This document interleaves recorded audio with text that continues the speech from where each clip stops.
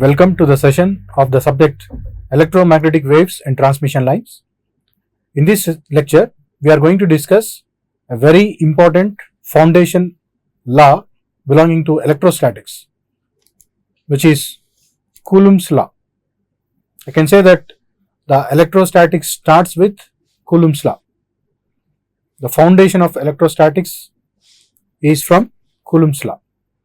Then we will discuss its associated topic, which is electric field, and thereby finally we will see what is this electric field, which is arising due to the various types of charge distributions.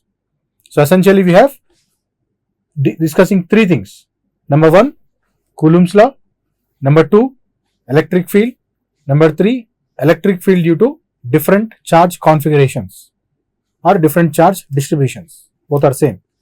Configuration is nothing but the nature of the distribution of the electric charge.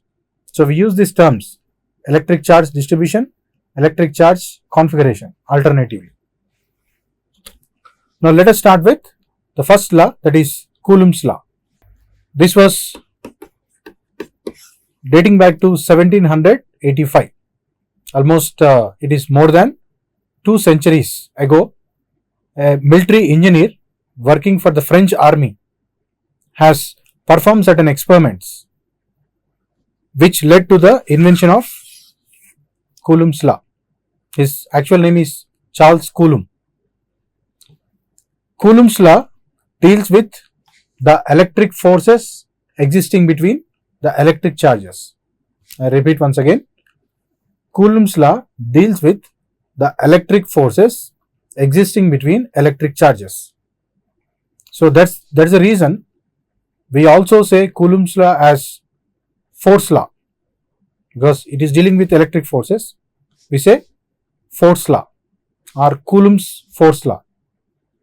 And when we go for the understanding of this Coulomb's law, the outcomes of the experiments performed by Coulomb, they were very much fascinating. The law is very simple, but the insights that we can draw from this law are very profound. Now let us try to understand this Coulomb's law in a simplified form and then in a more advanced form. So whatever you see here is the simplified form, and whatever you see here is bit a more advanced form. Now as I told you, Coulomb's law deals with forces existing between electric charges. So first take two electric charges, Q1, Q2. When you place two electric charges separated by some distance r, then there exists an electric force between the two charges. Number one, the force is directly proportional to the product of the charges. It means that how much force Q1 exerts on Q2, Q2 will exert the same force on Q1. It is very interesting to understand. The force is proportional to the product of charges, not the individual charges. Q1 alone, Q2 alone are not deciding the force. Both Q1 and Q2 by their product will decide the force. That means if I say Q1 is 1 Coulomb and Q2 is 1 millicoulomb, according to the laws of physics, with our physical intuition, what we say, 1 Coulomb is 1000 times stronger than 1 millicoulomb, because milli means 10 power minus 3, which is 1 by 10 power 3, 1 by 1000, 1 part of 1000. So when I say Q1 exerts some x Newton of force on Q2, then Q2, which is 1000 times weaker than Q1, will also exert the same x Newton. That means A and B are two persons. A is 1000 times stronger than B. Here stronger means I relate in terms of physical strength. Here it is electrical strength. The magnitude of the charge tells you how strong the electric charge is. Now keep this example aside. A a person A who is 1000 times stronger than B, if he exerts some force on B, obviously it will be very, very high.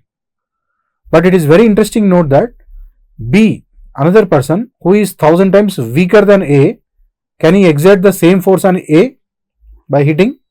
No, because he is 1000 times weaker, he is 1000 times stronger. If A hits B, B will be thrown away several meters away because a 1000 times strong person is hitting B. But a 1000 times weak person who is B, if he hits A will not even just move. Forget about going away. He will not even move because the person who is hitting A is 1000 times weaker. This is what we know as per our intuition. But what Coloumb observed is, irrespective of the magnitude of the charges, whether Q1 is 1 coulomb or Q2 is 1 millicoulomb, or Q1 is 10 coulombs, Q2 is 10 microcoulombs, it doesn't matter.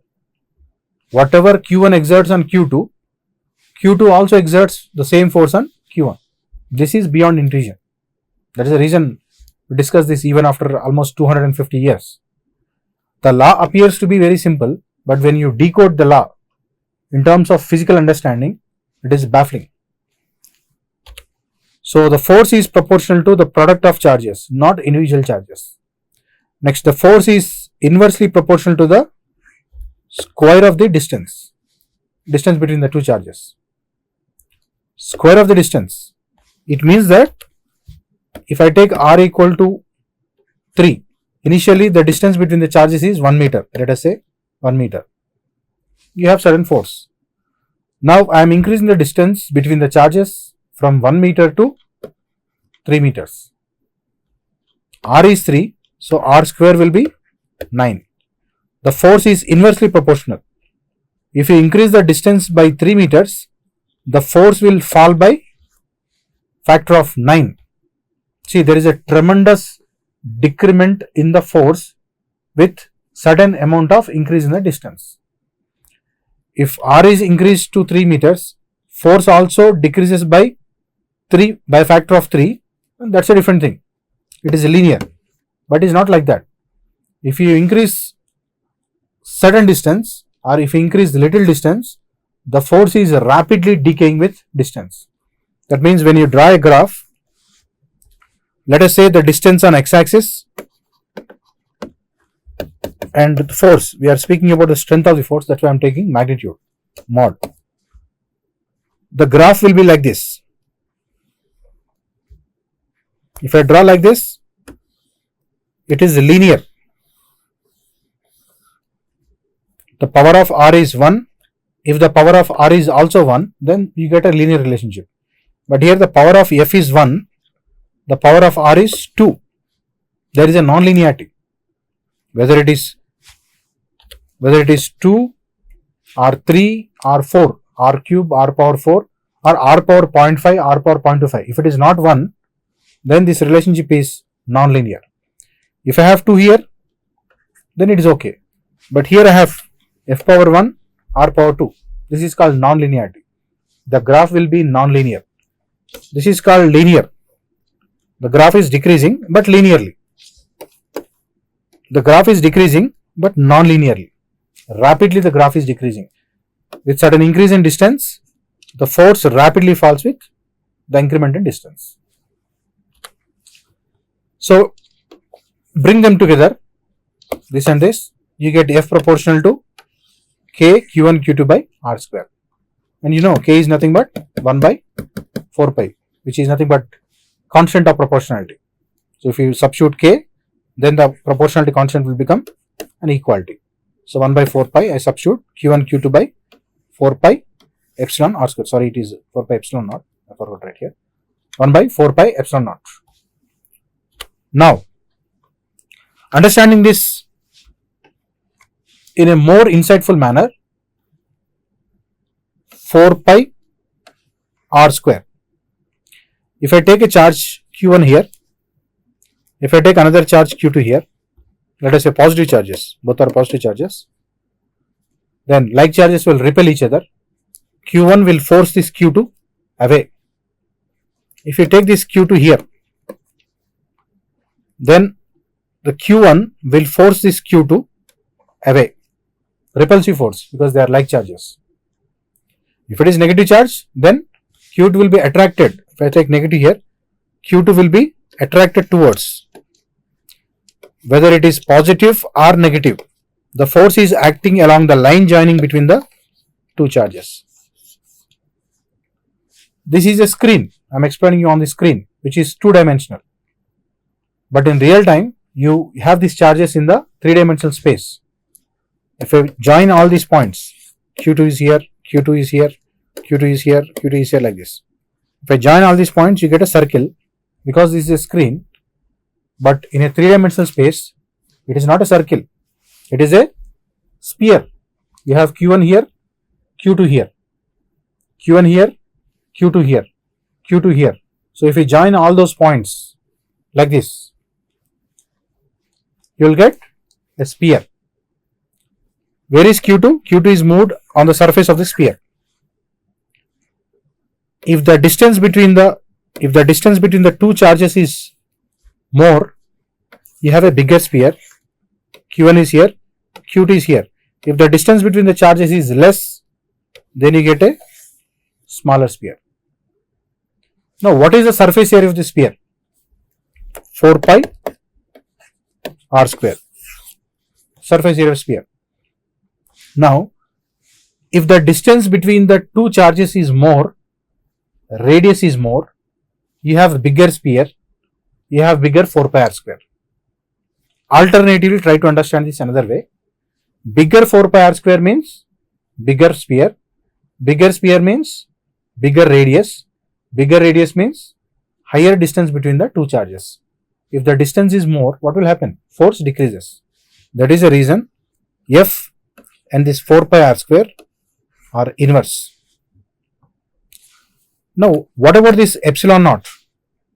I have taken epsilon naught here, which means the permittivity of the medium in which the two charges Q1 and Q2 are placed. For simplicity, I am taking the medium as free space. So that's why I take here epsilon naught.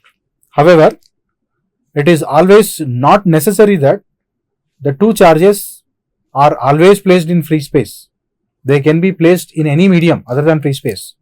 In such a case, replace with epsilon naught with epsilon. Epsilon naught is replaced with epsilon. What is epsilon? The permittivity of that medium in which the two charges are placed. Ideally speaking, I take the medium as free space.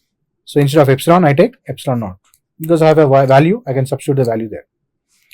So this is the understanding of Coulomb's law in its normal form. But I told you that Coulomb's law deals with electric force existing between electric charges. Well, you know, force is a vector. But nowhere I have taken bar here, because I try to explain you the foundations of Coulomb's law. There is yet more to explore. Now we have to discuss the Coulomb force in its vector form. You have to take the arrow. That we'll see in this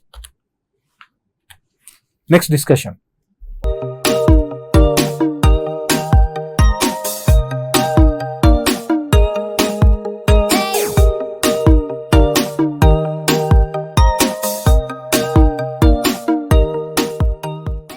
Now instead of just labeling Q1, Q2 like this, where is Q1? Where is Q2?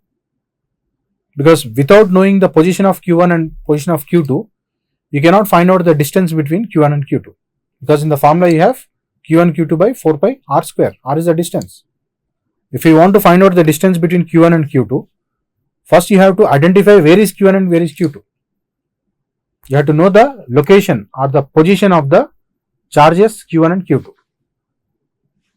In which direction Q1 is there from the origin, at how much distance Q1 is there from the origin, in which direction Q2 is there from the reference, which is origin, at what distance Q2 is there from the origin. So now I take this analogy, take a reference which is origin, O here, I have taken O here, origin. This is the distance of Q1 from the origin. it not only tells you the distance, it also tells you the position. Because if I say this distance is 3 meters, you can go 3 meters this way, you can go 3 meters this way, you can go 3 meters this way. This R1 not only tells you the distance of Q1, it also tells you in which direction Q1 is there. So that's why R1 is known as position vector. A vector has magnitude and as well as direction. This R1 tells you at what distance Q1 is there, in which direction Q1 is there. So it tells you, essentially tells you the position of the electric charge with respect to the origin. So because it is telling you the position, it is called as position vector. It is telling you about the position of Q1, so I write here R1. But it is a vector, it also tells you in which direction Q1 is there. So I take R1 bar. R1 bar is a position vector for Q1, R2 bar is a position vector for Q2.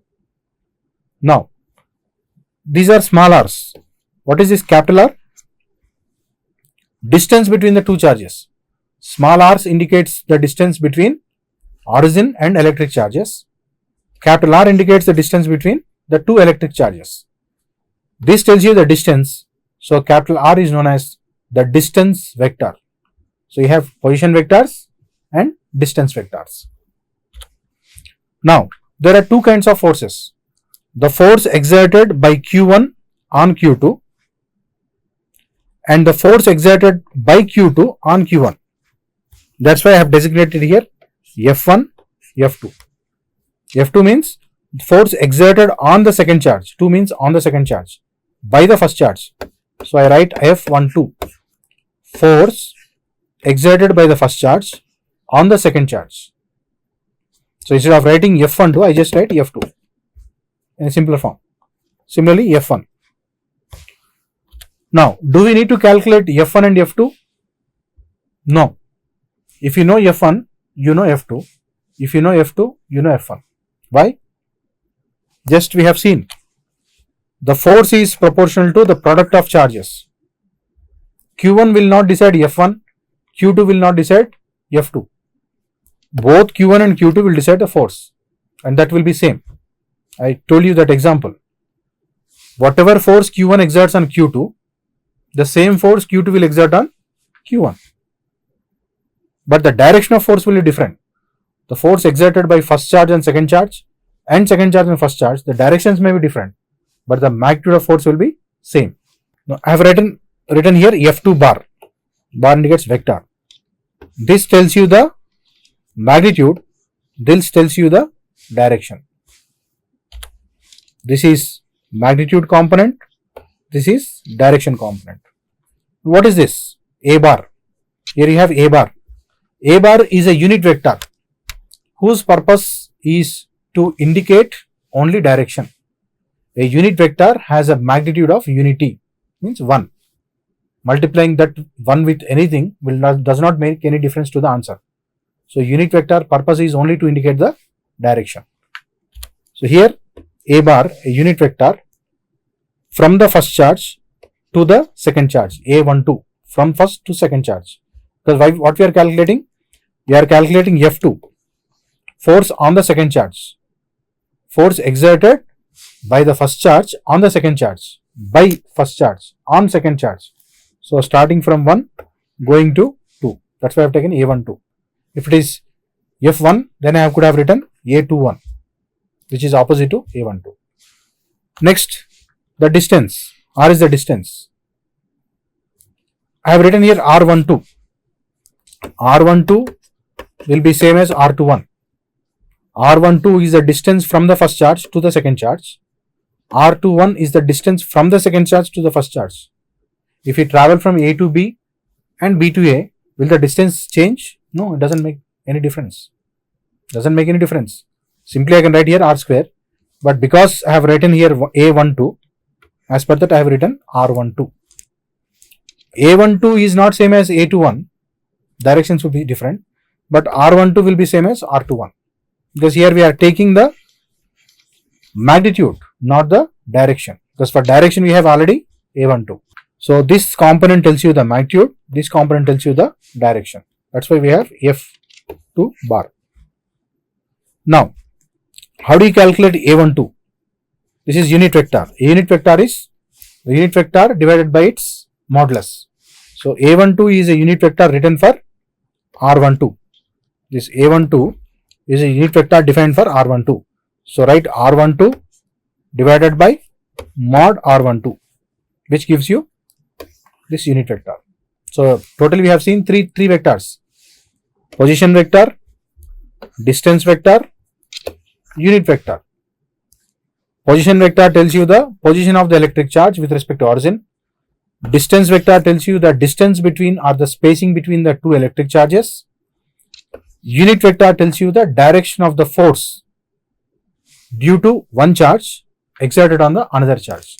All are vectors, but they have their different objectives. Now, this is how you calculate R12 is R2 minus R1. R2 minus R1. Same thing, you have modulus here. R2 minus R1. After getting this, you get the direction. After substituting the values here, Q1 value, Q2 value, 4 pi. This is 4 into 3.14. Epsilon naught, 8.854 into 10 power minus 12. All these are constants, universal constants. Next, distance. Depending on the spacing between charges, you have distance, which is squared. You get magnitude. How strong the force is given by this component, which direction the force is given by this component. Now, if you have two positive charges, then what will happen? The two charges will repel, whether it is positive or negative. Like charges will repel each other. Repel means they throw away each other. So see the direction. Q1 is forcing this Q2 away and Q2 is forcing this Q1 away. This way, opposite. Suppose if they are unlike charges, Q1 is positive, Q2 is negative. Q1 is negative, Q2 is positive. Unlike charges, what will happen? They will attract each other. Now see what will happen. Q2 is being attracted inside this direction. Q1 is being attracted inside this direction. See here, Q2 is being attracted inside, Q1 is being attracted inside. Like this, they attract each other. But still the force is opposite. When this attractive force towards, the force is opposite. When there is repulsive force throwing away, still the force is opposite. So, no matter whether it is attractive force or repulsive force, the force is always opposite between the two charges. Means the two charges are like charges or unlike charges. The two charges may have attractive force or repulsive force, but the force will be always opposite to each other. This is another important understanding of Coulomb's law.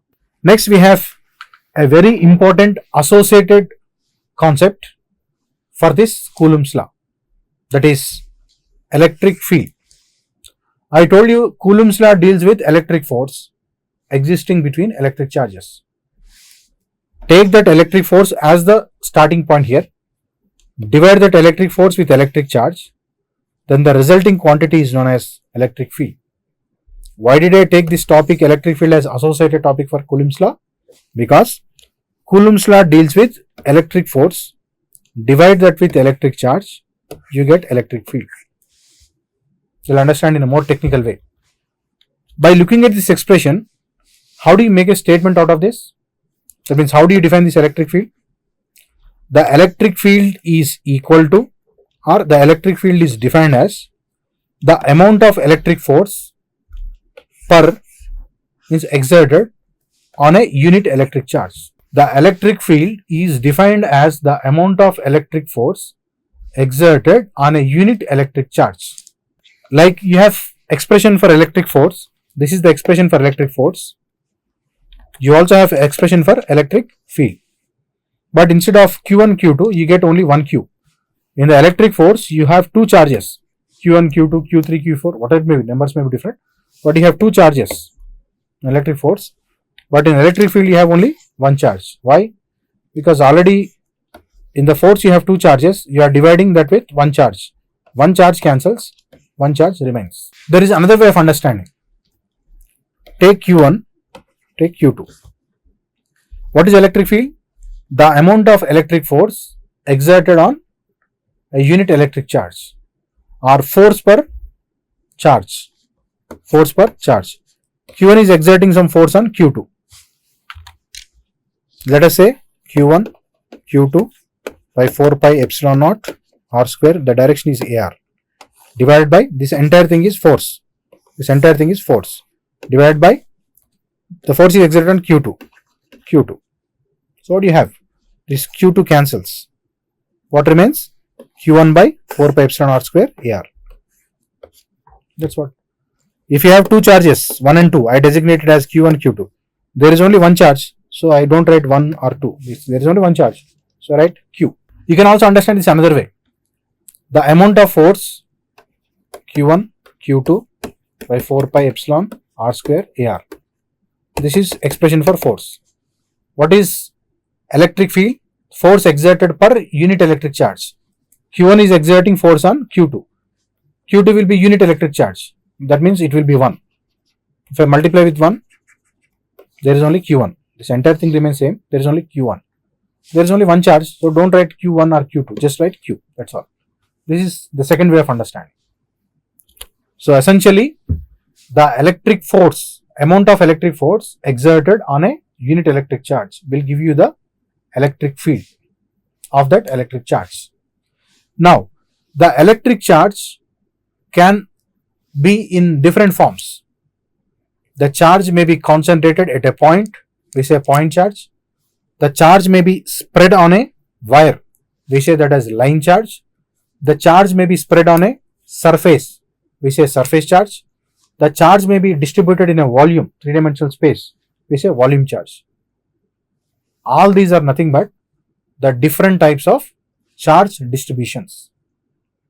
Now, if the distribution of charge, which is also known as configuration of charge, if the configuration of the charge changes, will the expression for electric field changes? The answer is yes.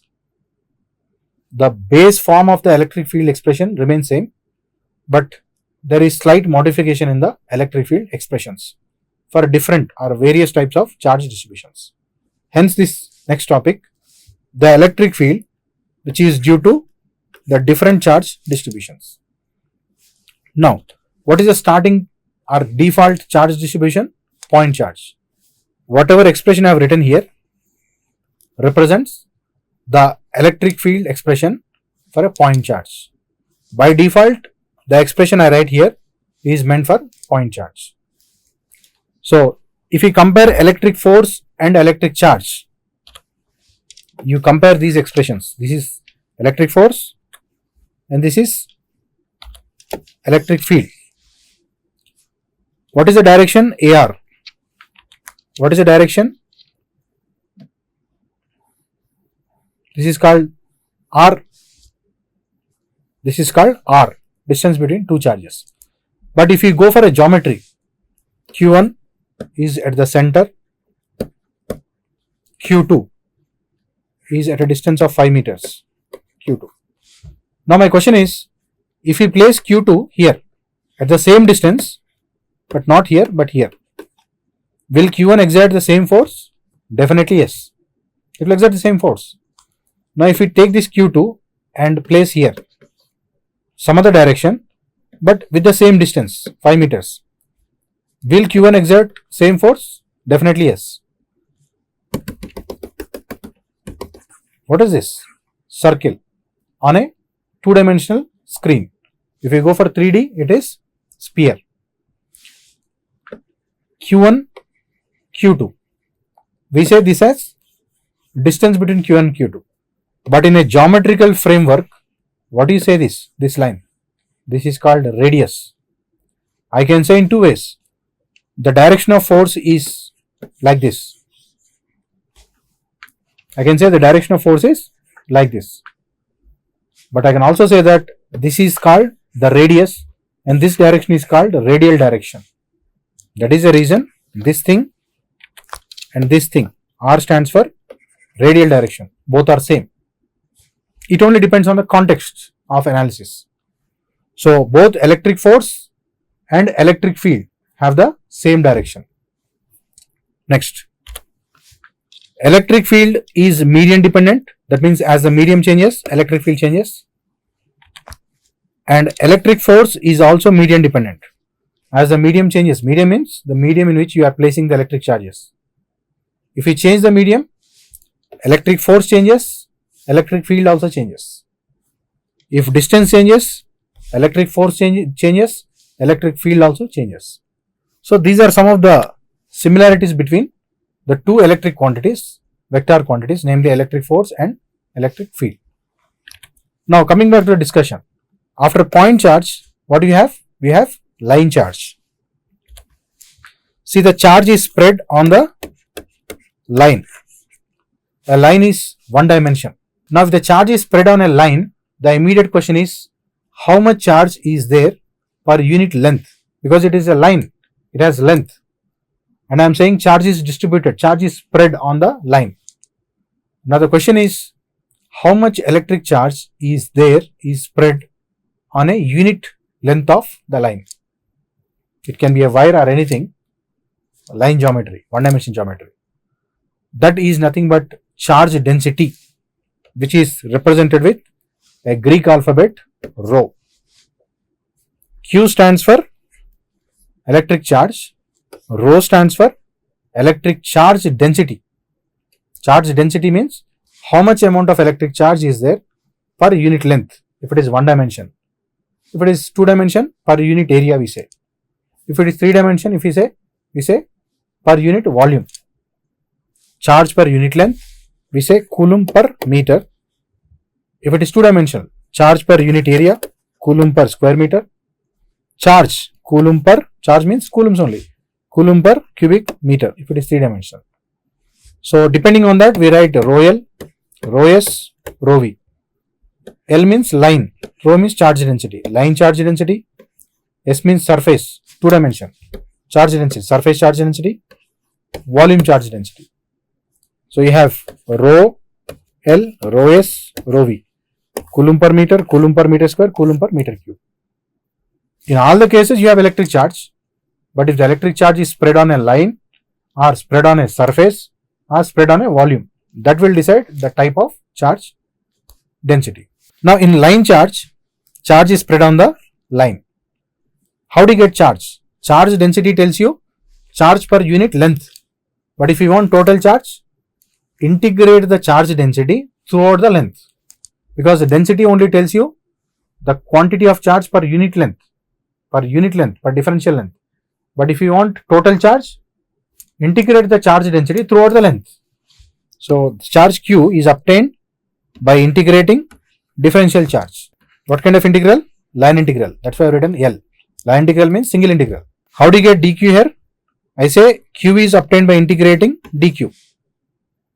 By integrating differential charge, you are getting total charge. The question is, what is dq? See, I told you charge density, rho L is dq by dl. What is charge density? The differential charge in a differential length. The quantity of charge in a unit length or differential length, dq by dl. But what we want here? We want here dq, because we have dq here. So dq is cross multiply rho L dl. So in place of dq I have written rho L dl. Integrate throughout the length. So Q is line integral rho L dl. In this expression, in this master expression for electric field, or in this basis expression for electric field, wherever you have Q, substitute integral rho L dl. In place of Q, I have substituted integral rho L dl, remaining same 4 pi epsilon r square AR. This is the expression for electric field.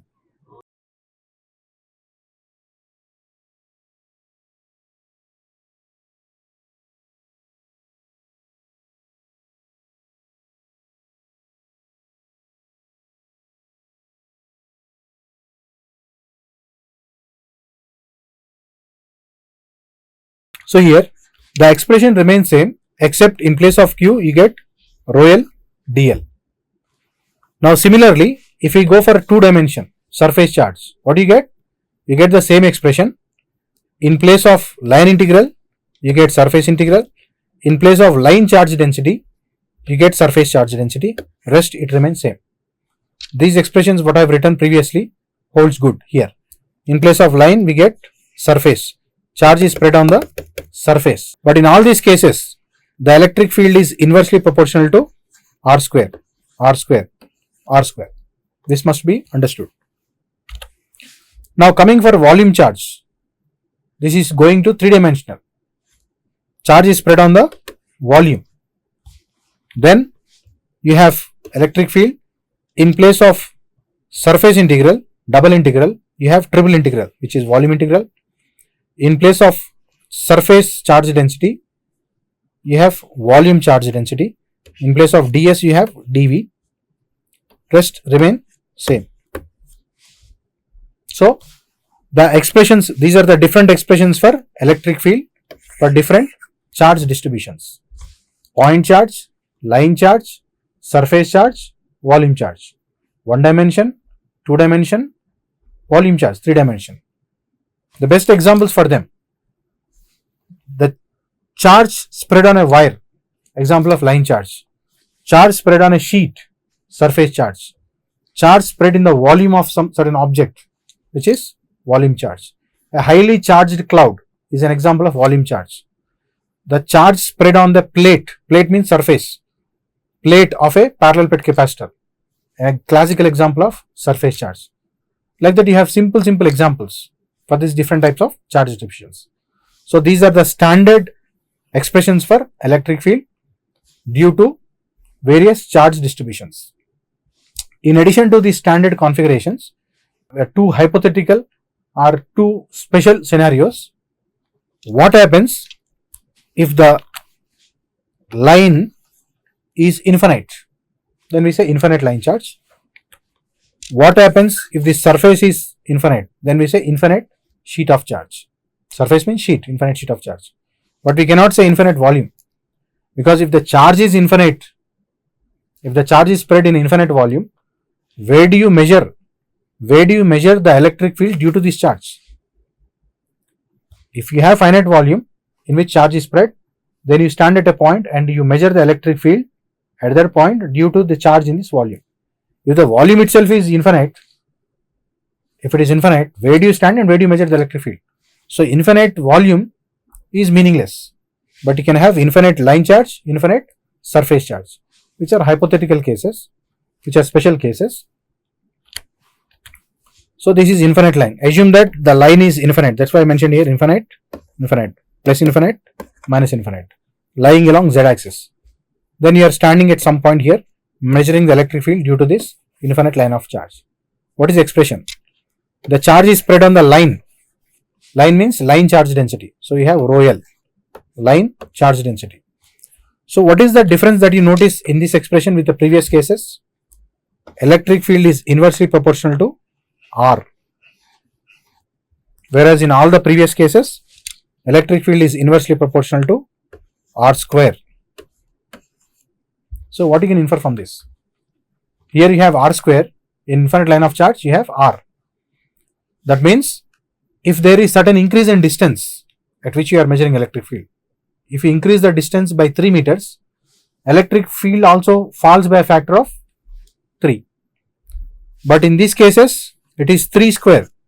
If distance increases by 3 times, electric field falls by a factor of 3 square, 9 times. By a factor of 9, it will fall. That is the difference that you have to observe. Next, it is 2 pi r. Here, 4 pi r square, of course epsilon is there, 4 pi r square, 4 pi r square. Why we are getting here 2 pi r? Because here you have a line like this. You are measuring electric field at this distance, or at this distance, or at this distance, or at this distance. You are not measuring like this, isn't it? Charge is there like this, spread on the wire. So you measure like this, which is circular. What is the circumference of the circle? 2 pi r. If the distance at which you are measuring is more, then you get a bigger circle, bigger 2 pi r. So bigger 2 pi r means you are farther from the charge, you get weak electric field. That's why electric field and 2 pi r are inversely proportional. It's 2 pi r. Next, going to the another special scenario, infinite sheet of charge. Let us say the size of the sheet on which the charge is spread is very big in relation to the distance at which you are measuring. Infinite sheet means don't take the statement by its face value. Infinite sheet does not literally mean that the sheet is infinite. No. You use this analogy when the size of the sheet is too big.